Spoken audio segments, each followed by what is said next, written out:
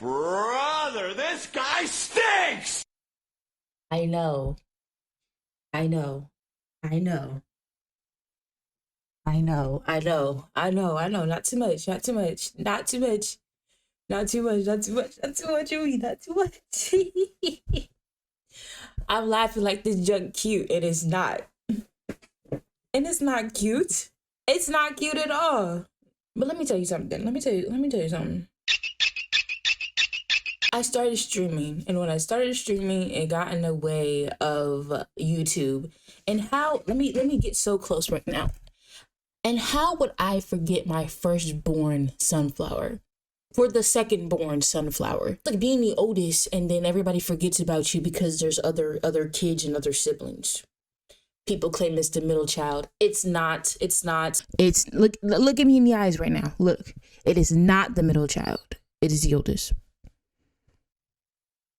Hey y'all, wow. Hey y'all, it is your favorite babyface love, Monica, coming back at you with another video. What's good, Sunflower Gang?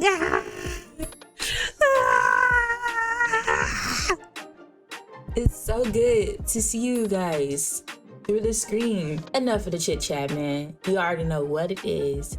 It's another SpongeBob conspiracy theory. I know we do other cartoons and stuff, but we love the SpongeBob one specifically. Do not disturb. I love that feature. It's the greatest thing ever created. But yes, I need you guys to follow me on Twitch if you want to see more of me daily. I stream every Monday, Wednesdays, and Friday, or at least I try to. That way we can get more acquainted and you can see me more and we can talk more. And yeah, but anyways, let's go ahead and get started on this cartoon SpongeBob conspiracy theory. But before that, I need you to like, comment, share, subscribe, and turn that bell to know when I post, because I don't know, but I'm here. I'm here. Now that we're men, we can't do anything. Now that we're men, something chase our dreams. Now that we're men, I changed my underwear. Those aren't the lyrics, bro. I can't remember it, bro. What's the lyrics? Nah, man, I'm not that. It hasn't been that long since I've heard that song, bro. I'm tripping, bro. Hold on. Anything. Double, not women. Get the crown, save the town, Mr. Krabs. Now that we're men, we have facial hair. Now that we're men, I changed my underwear. Now that we're men.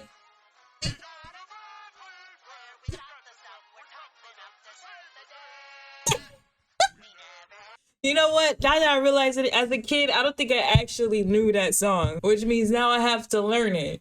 Anyways, bro. So the continuity with King Neptune is a bit of a mess. There are 2 different King Neptunes. There's a King Poseidon. There's 3 different royal palaces. 2 of them are called the City of Atlantis, but there's also a 3rd unrelated City of Atlantis. It's confusing to say the least. But there is actually a way to explain how all of this is intentional and connects together. This is a story of power, deception, and betrayal. This is the Neptune Theory.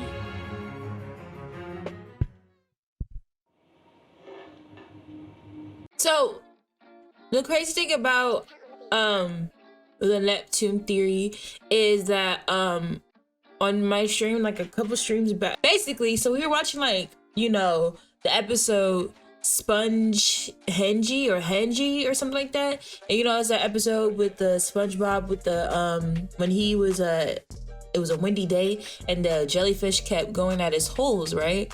And where they liked the way the wind made music through his holes. That sounds like a pause. Is that a pause? I mean, SpongeBob has a pause. I mean, it's full of holes.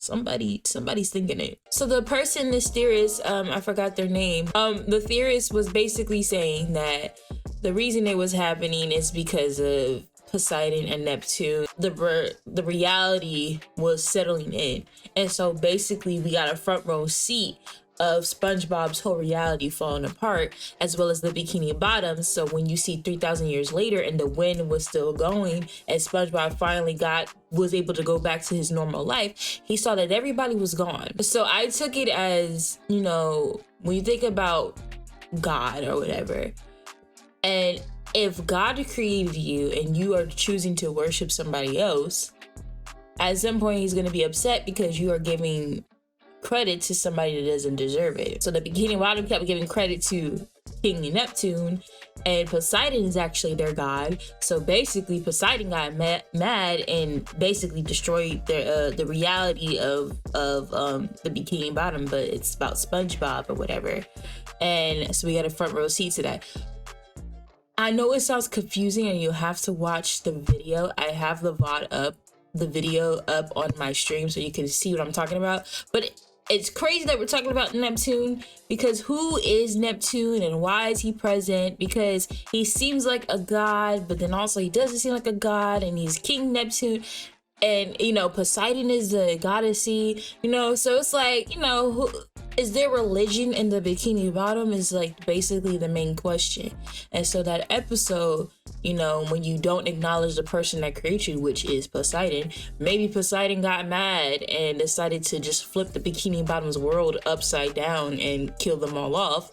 And SpongeBob is, you know, obviously the main character, so we get to see SpongeBob's reality settle in because, or fall apart, because he's the main character. But that's a very long and drawn out thing I'm trying to say, but I hope it makes sense. I hope I'm making sense. It was a cool theory, and it was a strange episode to talk about, because what was that episode about and what did it mean? And it was so dark, it was so sad. That was probably nothing. Oh wow. There's no tension, the pacing is slow, it fundamentally fails as a film. Alex, go back to making SpongeBob theory videos. No one wants to see your awful horror films. I've been your host, the one and only cynical critic, and remember to stay cynical. Here goes Alex Bale's shameless plug of he makes other content besides SpongeBob conspiracy theories. This man is an artist, a film visionary, man, and we all should appreciate that, okay? So this is his shameless and selfless, so I'm not gonna call it selfish because it's his channel, plug that he also does other things besides make SpongeBob conspiracy theories, and we all should appreciate that. See you later.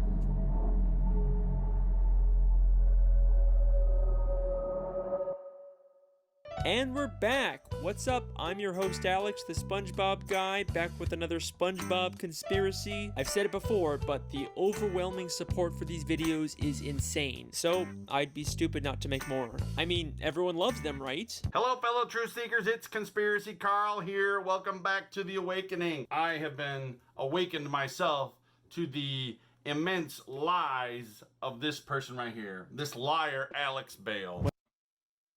I ain't gonna lie, man. If I was bald, I would have fun with it too, bro. There's so many things you could do as a bald person. I don't think we realize it. But if I was bald, bro, you can't tell me nothing, bro. I'm dyeing my scalp different colors. I'm wearing the most outrageous hats. I'm wearing things like this, man, that shouldn't be considered a hat as a hat, bro. I'm wearing wigs. I'm sticking things on my forehead. I might experiment with glue and put feathers on my head. I don't know, bro. But you know, I'm gonna act up. I'm gonna act up if I was bald. But let me, you know, sometimes you gotta be careful with your words. I don't want to be bald. I very much love my 4C curls. So yeah, I ain't trying to be bald, but I was saying if I was, I would have fun with that junk, bro. I'm gonna embrace it. Well, almost everyone. So I showed a bit of this conspiracy guy's reaction. Why he call him a fraud though? Hold on. To the immense lies of this person right here. This liar, Alex Bale. Well, almost everyone. So I showed a bit of this conspiracy guy's reaction in my last video, and apparently he didn't like that, so now he's claiming that I'm part of some giant Illuminati conspiracy. Somebody looks like they're a puppet for the Illuminati. Yes, you you, sir, have been inserting secret messages into your videos. Evil. Evil lurks there, people. It's honestly really funny. You should check them out. Anyways, let's get into the theory. Is what I would say if I wasn't sponsored. There's about to be a sponsor. I ain't gonna lie, Alex, love you to death. I'm gonna skip it. I am a person that believes in the Illuminati. I believe in all the icky, creepy, Hollywood stuff that goes on in Hollywood. I do believe it. But Alex is definitely not Illuminati material, bro. And Illuminati material sounds crazy. Alex ain't doing that in the Illuminati. You are a grown man in your office, bro. As soon as you step outside your office, you're back to reality in your mundane life. You're married with probably, like, I would say you look like a 3-kid, like you have 3 kids, bro. This is the best thing ever for you. That's going for your life. I ain't trying to clown you, but I'm just saying, bro. Get off Alex's back, bro. It's a cartoon. He's making conspiracies of a cartoon. There's a lot more things going on in the world that could be explained simply by saying, oh yeah, that's the Illuminati. But even then, don't nobody really know what the Illuminati is, who the Illuminati is anyways. But granted, I still believe it's real because there's a lot of things that be going on in this world that just absolutely make sense. But dude, you're doing too much. Doing too much. Now on to the theory.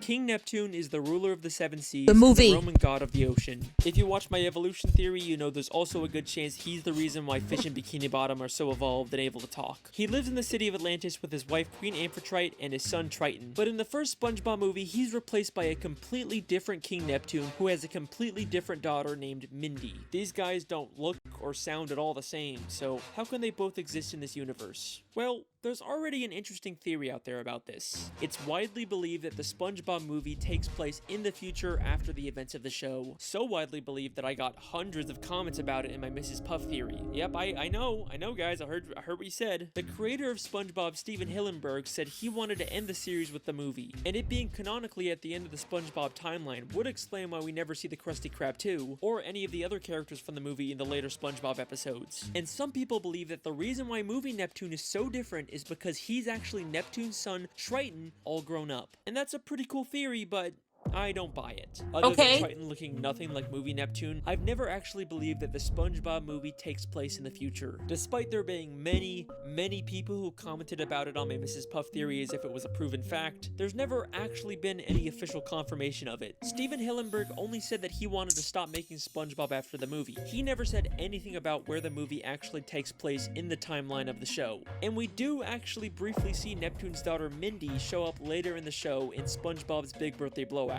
There's no way she'd be there unless the show took place after the events of the movie. I think what's actually going on here with Neptune is something much more interesting, and it ties directly in with the television theory. If you haven't seen that video, it basically proves that the entire show, SpongeBob Squarepants, is actually a nature documentary being filmed by scuba divers, and many of the elements we see throughout the series are secretly set up by the showrunners to make sure that the show is more entertaining and profitable. And this applies to the SpongeBob movie as well. There's promotional art and even a commercial that acknowledges the fact that it's just a movie being filmed.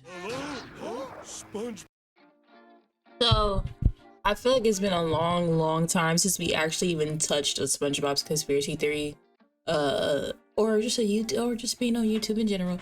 But the thing is, I'm not even sure the whole this takes place in the future. Yes, I'm sorry, I'm just all squeaking and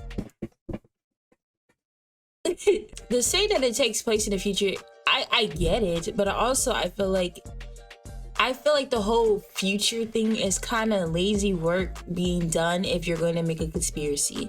I always like conspiracies that are a little bit more different and make sense and add some complexity to it, because anybody could say it's in the future, it's in the past, and it's like, yes, but where's the evidence? You can't say that the new Neptune in the movie is his son. Wouldn't there be some type of indication that he had a son, and that he would say in the movie, oh yeah, my dad, or something? You know what I'm saying? Would it be that long ago, you know, that the real King Neptune is dead or something? It wouldn't make sense. He could just be a clone. He could have just been replaced. Now, I would buy that. But to say that it was in the future, to me, is lazy work. Come on now. Bob, what kind of jellyfish is that? Hey guys, it's Carlos from the Zone. Can you tell us about your latest adventure? Well, this one adventure we had was a real Lulu. You mean when we went after Neptune's crown? It seemed bigger than our usual adventures. Yes, and with fewer interruptions. Well, thanks guys. We'll see you in the movie. Movie? What's that? I know. I think the real reason why Neptune looks so different in the movie is because the filmmakers couldn't get the real King Neptune, the literal god of the sea, to show up for a movie. So they hired an actor to pretend to be the king. And there is I literally just said that. I was like, cloned or replaced would make more sense than the King Neptune in the movie being his son. I literally just said that. Come on now, me and Alex always been connected, bro. Me and Alex always been connected. actually a ton of evidence in the show to support this. King Neptune is supposed to live in the great city of Atlantis. Alright.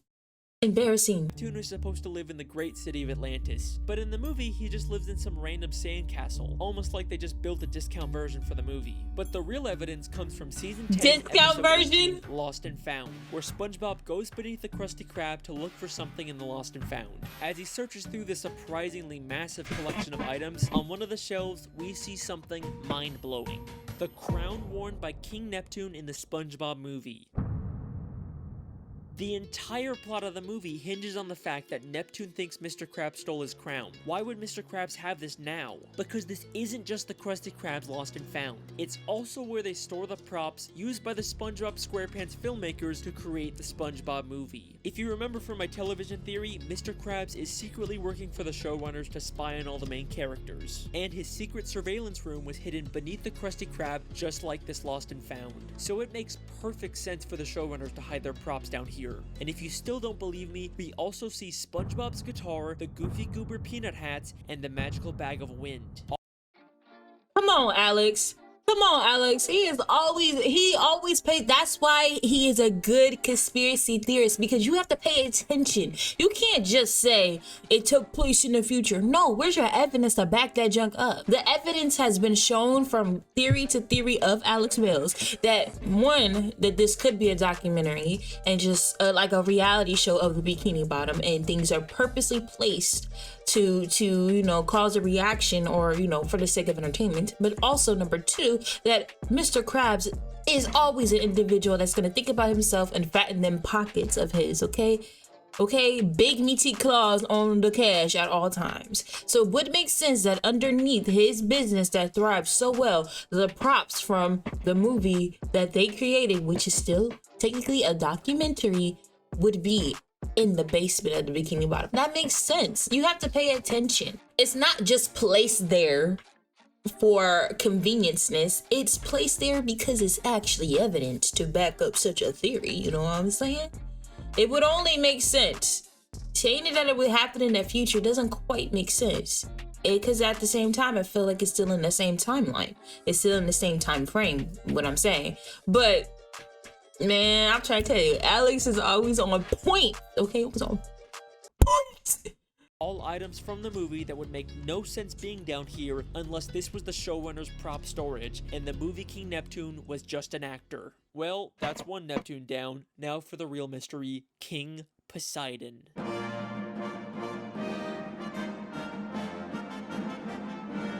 In the third SpongeBob movie, Sponge on the Run, the King of the Sea is yet again replaced by a new character, King Poseidon, the Greek god of the ocean. He actually does live in the city of Atlantis, except instead of the ancient royal architecture, it's a giant casino designed to make money. It'd be easy to say that these are just two separate kings that rule different areas of the sea, but they both claim to be the ruler of the seven seas. So how can two different characters both be the king of the same seven seas? The answer to that question actually has to do with a place called Camp Coral. Throughout the third SpongeBob movie, we keep cutting back to flashbacks of a younger SpongeBob and all the other characters when they all went to summer camp together. This was all to set up a... I don't like the spin-offs. I don't care for the spin-offs, and they should really respect the Steven Spielberg's wishes of ending the show once he passed on, but they did not. But they're cute.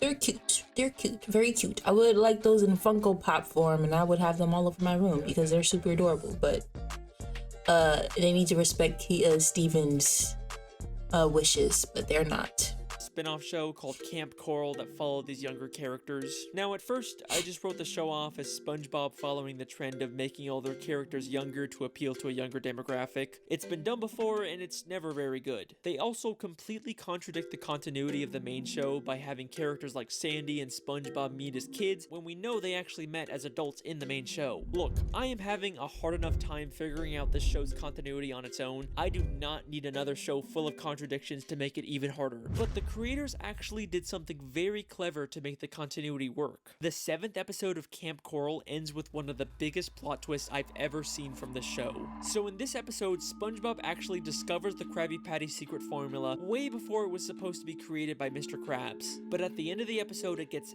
accidentally destroyed by Sandy, and then we get this mind-blowing scene. This is Little Cheeks calling Big Cheeks. Come in, Big Cheeks. Over. Affirmative, Little... Big cheeks.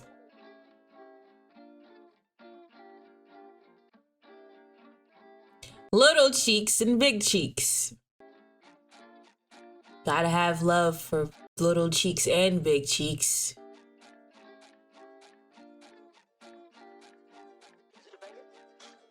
Cheeks, this is Big Cheeks, receiving you from the future. How are things going in the past? Your plan worked perfectly. The formula burned out before Mr. Plankton could nab it. Now it can be safely rediscovered in the future. I knew sending you to Camp Coral was the right thing to do. Over and out. Bye, future me. Ha. Mission accomplished, timeline preserved. Now everything can continue just the way it's always been.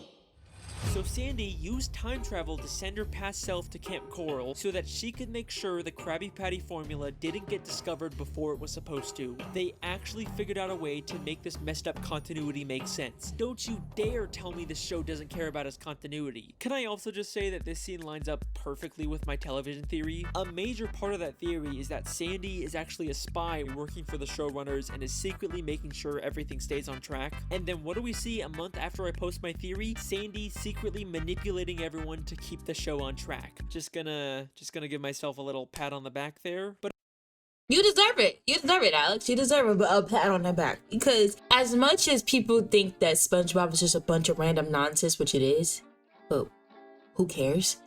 There has to be something that is making sense and adding up. I believe that every show has some type of lore, some type of thing going on, and some type of little puzzles that it could be fit somewhere.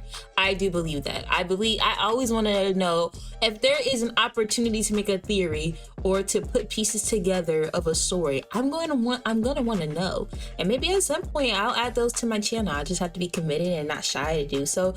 But I love this stuff. This stuff is so, like, it makes you fall in love with, you know, the shows, especially animated shows and stuff like that. There's always like, or game, or like, I love lore is what I'm saying. I love gaming lore. I love animated cartoon anime lore. I love the lore of things. I love the theories of things, because you know how much of a fan you have to be of something to put something together and it possibly makes sense. I love that stuff. Because I'm always like, what's the deeper meaning of something? I always think there's a deeper meaning. I always think there's a secret behind things like this. And so Alex, man, not only that, he got evidence. The thing about his theories that I like is that they all kind of follow one another. It's not just one random theory and another random theory. No, they all are kind of connected, and he can go back and refer to them properly to back his claims up in the next theory. You know what? He doing it. I know he doesn't want to be known as a SpongeBob guy, but he does a heck of a job with the theories, man. And I'm a hype bro up every time, bro. Every time. enough gloating, what does any of this have to do with King Poseidon? Well, this proves that Camp Coral and the movie that sets it up are in an alternate timeline. The events that have taken place in the show are not the same events in this movie. The continuity errors like Sandy and SpongeBob meeting, or Poseidon being the king of the sea instead of Neptune, can be explained by this shift in the timeline. So there you go, King Poseidon and King Neptune are from completely separate timelines. That's why we never see any reference to King Poseidon in the show. And that is the Neptune theory. Huh, I mean that wasn't so hard. I guess I'm done here. Neptune stirred up quite a gale tonight. So You remember? You remember? This is what I was trying to explain earlier. This was the episode I was talking about. This is the episode. He's gonna probably break it down way better than I can, but this is what I was talking about. Okay, this is what I was. Okay, hold on. I just want to, you know, have you seen that Leonardo DiCaprio meme where he's like, "That's me right now." This is the episode I was talking about earlier when I poorly explained it. This is what I was talking about. You must be mad about something. Hold on, you gotta hear what he's saying because it all makes sense. You gotta hear it. You gotta listen. So hard. I guess I'm done here. Neptune stirred up quite a gale tonight. You must be mad about something. That's silly. Everyone knows Poseidon is ruler of the undersea. Everyone knows Poseidon is ruler of the undersea. Why can't anything ever be easy?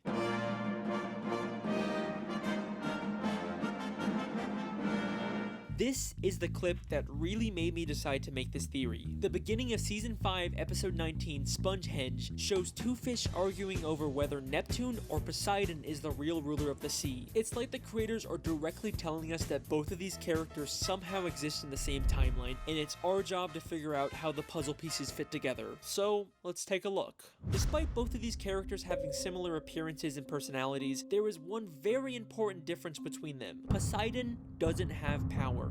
We've seen many times that King Neptune has magical abilities that he can use at any time, even without his trident. But in the entire third SpongeBob movie, we never see Poseidon use any powers or magical abilities, except for lighting up his trident, but all he has to do for that is just flip a switch. And we know from the episode Trident Trouble that you don't even need to be a god to use the trident. And at the end of the third movie, we find out Poseidon is actually in terrible shape. If you remember at the end of the episode Neptune's Spatula, Neptune briefly turned SpongeBob into a god, and we can see that having god powers gives you a perfect body. So why is Poseidon in such terrible shape? Because he doesn't actually have powers, only Neptune does. Even Neptune's wife, Queen Amphitrite, has to use technology to zap someone, unlike Neptune, who only has to use his finger in the exact same episode. He is clearly the only one with powers, but why?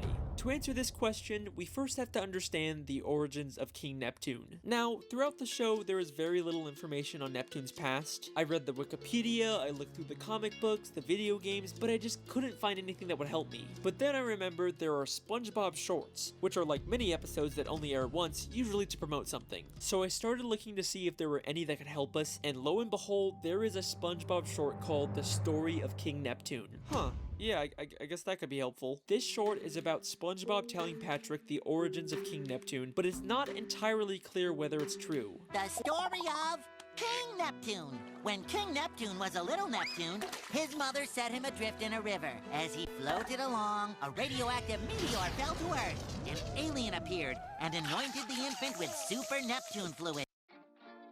Did they just reference Moses? Did they just reference Moses in the book of the Bible in Exodus, bro? Is that Moses?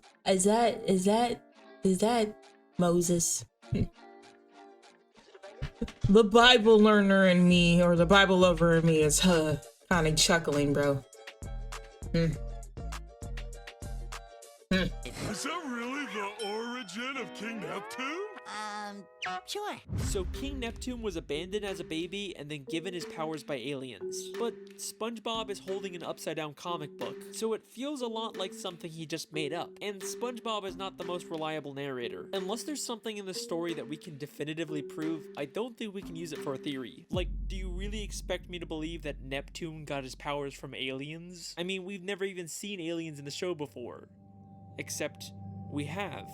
And they just so happen to also live in a city called Atlantis. Season 5, Episode 12, Atlantis Squarepants, we see another completely different Atlantis, the lost city of Atlantis, a city that's home to a race of aliens. The Atlantean aliens traveled billions of light years to come to this planet and build their city. For reasons unknown, this great city disappeared one day, but no ruins were ever found. All the inventions you take for granted were given to us by the Atlanteans. They were a peaceful race of aliens who shared their technology, but then mysteriously disappeared for some reason. And take a guess what we find when we look inside of that city. A massive sculpture of King Neptune. That story about aliens giving Neptune his powers doesn't sound so far-fetched now, does it? And that's not all we find. Neptune's ascension. The only surviving painting from the great lost city of Atlantis. A painting created by the Atlanteans called Neptune's Ascension, aka Neptune ascending to his god status by being given powers by the Atlantean aliens. The story is definitely referencing this. There are too many connections for this to be a coincidence. So even though it's being told by SpongeBob and details like the aliens' appearance are wrong, the story itself is probably based on truth. And there's also a lot of evidence to support the idea that Neptune was abandoned as a baby. In Clash of Triton, Neptune is watching a soap opera in his bedroom and gets upset when his wife turns it off. Oh, Neptune, surely this isn't the behavior befitting a king, doing nothing but watching daytime television. Wait! Rochelle was just about to meet her biological parents. In the soap opera, Rochelle was just about to meet her biological parents. Maybe the real reason why Neptune's so invested in the soap opera is because he's never met his biological parents either. There's even tissues on the table next to him as if he's been crying. And the idea that Neptune was abandoned as a baby works perfectly with the mythology in the show. Neptune is the Roman god of the sea, but he is the only reference to Roman mythology in the show. Everything else we see is from Greek mythology. In the episode Trident Trouble, we see a Greek chorus. Behold, we are the Greek chorus. We narrate this epic tale. Neptune once mentioned Zeus, the Greek god of thunder. So I say, look, Zeus, either you come up with more money, or Neptune walks. He also mentions Apollo, the Greek god of the sun. Now behold, my beloved home of Atlantis. A prize worthy of Apollo. Even in the city of Atlantis where Neptune lives, there's a building named the Poseidon, clearly named after Poseidon. So Neptune is clearly the outsider here, which is why he was abandoned as a baby. But if the sea is actually ruled by Greek mythology... So basically, when the theory I watched before this that used the same episode of Spongehenge, I called it Spongehenge earlier, the same person that came up with the theory of, or trying to break down the theory of, or that episode. So I guess it is kind of backwards. So I was talking about how Poseidon caused the chaos in that episode because he wasn't getting acknowledged. But however, because the one fish says, no, everybody knows this Poseidon's the god of the sea. So after she says that, they lose their leftovers. So maybe Neptune was causing such chaos because, you know, he probably in that moment he was upset that what she said. But honestly, he gets the credit all the time. You know, dear Neptune or whatever. He gets the credit all the time. So I wonder, so that episode alone still needs to be broken down though. Because that one scene alone between the fish talking about who's the god of the sea, you have to wonder why that episode was so dark. And maybe one day we'll go down a rabbit hole of Spongehenge and why it ended that way and why it was so eerie. But this makes more sense though, considering that now there's more extra background. And also I haven't seen all the SpongeBob episodes recently because who wants to watch the new ones? But Alex is doing a great job. Then Poseidon should be the true heir to the throne. Why is Neptune the king in the show? Because after Neptune was given his god powers by aliens, he returned to Atlantis and stole the throne from Poseidon. This would explain why there's so much confusion over who the real king is. Neptune stirred up quite a gale tonight. Everyone knows Poseidon is ruler of the undersea. Legally, Poseidon should be the king, but Neptune took it by force. And that's not all he took from Poseidon. Neptune's wife, Queen Amphitrite, is the goddess of the sea. The Greek goddess of the sea, aka the wife of Poseidon. God damn, Neptune stole his wife and his throne. That is cold. So back it up. So now I'm about to backtrack real quick because all the chaos that was happening in Spongehenge was because of the controversy or the conversation of who is the god, Neptune or Poseidon.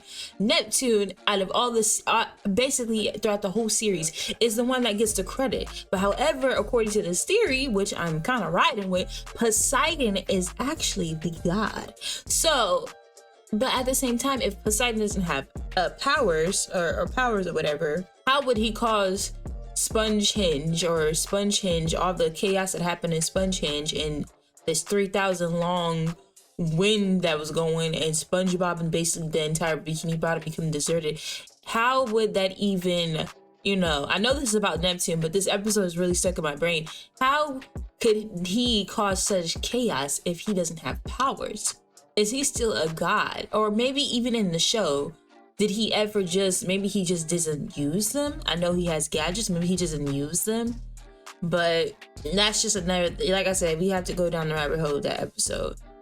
But, however, so would y'all think that Neptune is some type of like a fish or Bikini Bottom demigod, considering that his powers were given to him? So not necessarily he was born a god, but was turned into one? It's gotta make sense. He's basically playing like a role that isn't his. Because if you looked at the Greek and the Greek mythology of it all, Neptune is not a part of this, bro. And then he over here talk about Apollo and he naming the other gods like he's a part of the gang and he's not. Maybe that's why he's hated. My stomach just growling. I hope y'all don't hear that. And eventually, everyone did recognize Neptune as the rightful king. The pink fish who seemed adamant about Poseidon being the king completely changes her mind one season later in Clash of Triton. Oh, wait a minute, King Neptune is coming here? Oh, I'm a huge fan of the royal family. I just love everything they do. And the backpedaling and the cloud chasing is insane, bro. That's how people do you. I hate them. But once you big and once it's popular to support you, then they want to ride the bandwagon. Who do you think you are, bro? Who do you think you are? You are not, like, you wasn't here at the beginning. You wasn't here to the beginning, but all of a sudden, now that I'm hot, they all on me. Man, she's the perfect example of that. And that is the real story of King Neptune. The reason why Poseidon is king in the third movie is probably because in that timeline, Neptune was never given his god powers, so he never stole the throne from Poseidon. Although, seeing as how Poseidon turned Atlantis into a big casino cash grab city, maybe it's a good thing Neptune took over. The lost city of Atlantic City. And that is the Neptune theory. That was a tough one, but we are finally done. See you next time, guys. Wait. Why is Poseidon City called the Lost City of Atlantic City? The Lost City of Atlantic City. I mean, the Atlantic City Park makes sense. That's a reference to the real-life Atlantic City, but why is it called the Lost City? There is nothing lost about the city. It seems like everyone's easily able to find it. The only other reference to a lost city of Atlantis is the one with the aliens that gave Neptune his powers. Nope, I don't care. I'm done with this theory. I don't need to answer every single little question. I am 100% done. You know you're not done, Alex. Fine, okay? One more quick part just to tie up all the loose ends, and then I am done. Alright, here we go. So we know before the Atlantean aliens mysteriously disappeared, they shared their technology with the creatures of the sea. I think the self-proclaimed gods of the sea got their technology, like tridents and their other weapons, from the Atlantean aliens. In fact, the Atlantean guards even use golden tridents as their weapons. That's why the gods named their city Atlantis, to pay tribute to the Atlanteans that gave them their technology. But all of that changed when Poseidon became king of the sea. He betrayed the Atlanteans and used their own weapons against them to conquer their home and turn it into a casino city. That's why Poseidon City is called the Lost City, even though it's not lost. It's referencing the Atlantean city that was conquered by Poseidon. And the reason why the Atlanteans gave god powers to some random abandoned baby in the main timeline was so that Neptune could take the throne from Poseidon and prevent him from conquering the alien city. And the reason why the Atlantean city mysteriously disappeared was because they hid it so no one could ever try and conquer them again. And that is the Neptune theory. I am done. Okay, that's another one done. Thank you so much for It would make sense. It would make so now Neptune's not the bad guy, basically kind of a good guy because these Atlantic aliens chose him to be because of Poseidon. But still, I'm still kind of like, still kind of like Well, who is the god of the Bikini Bottom? Now, that is my question. And I'm not gonna lie, this theory answered some questions, but also left me a little questionless because I am stuck on the Sponge episode of all the chaos that happened when reality and society had fell apart, but it was only because of the universal and natural things of the Bikini Bottom that happened, to the point where the jellyfish have become more predatorial and primal than they usually are. It started conquering SpongeBob and probably everybody else. You know, biblically, when you think about the Most High, at some point, you know, if you believe in the Bible, he's going to come back to set order and to set things straight. So when I look at that episode, I think of how their god is coming and setting things straight. So which means, like, even the way animals act, they won't be so domesticated, or they won't be like scared of us anymore, because that's exactly what happened in the episode, you know.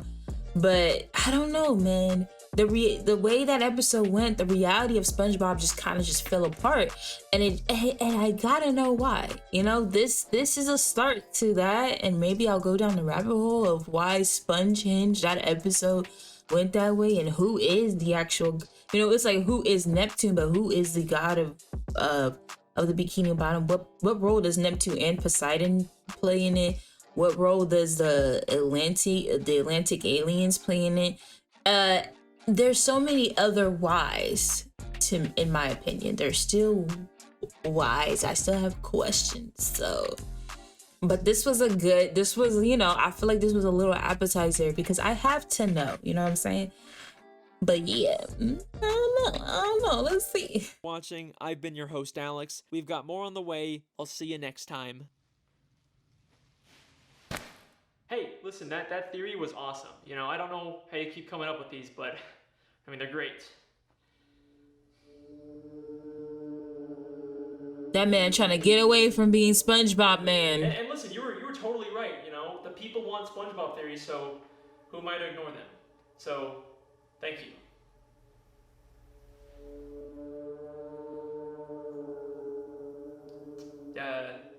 Hello? Got the meat for you. Alright, listen. If we're gonna work on this, then we need to work on our communication skills, because this creepy quiet act is getting old.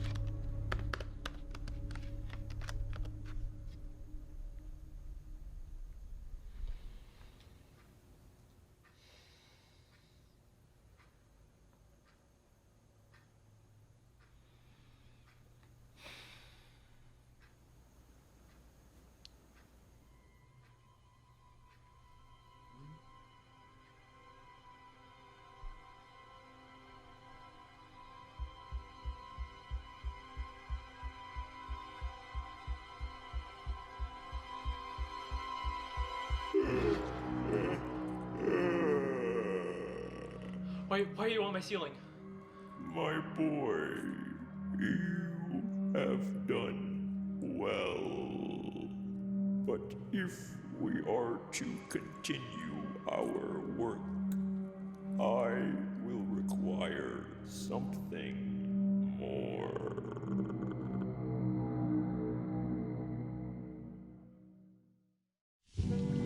All right. We'll be there in episode 6. We'll be there in episode 6. All right, you guys. I ain't gonna lie, that theory, it was a good one, but I feel like it still left me with a few more questions. I retained the information, and maybe, if I find something that really, you know, there's still some things about SpongeBob that I'm so willing to unpack, even after Alex bailed decides to stop doing these theories, I know that there's other ones out there that we can check out. I know that SpongeBob is the one that everybody likes, especially me, because I'm such a big fan. Just let me know down in the comment section below what other ones you guys want to check out as well, because we can do, there's a lot, and there's gonna be times we're gonna have to revisit them, because cartoons are endless and forever and timeless, and I love it. But nonetheless, bro, I still had a good time watching, and I hope you did too. Once again, I want you guys to make sure you follow my Twitch so you can see me live and we can interact with each other live. And also, before we depart ways, I need you to like, comment, share, subscribe, and turn on the bell so you know when I post, because this was a great theory, but I still have questions. I still gotta know things. I love you guys. Thank you guys so much for watching, and y'all are willing. I will see you guys in the next video. Shalom, peace. I love you. I will see you later. I promise. Bye.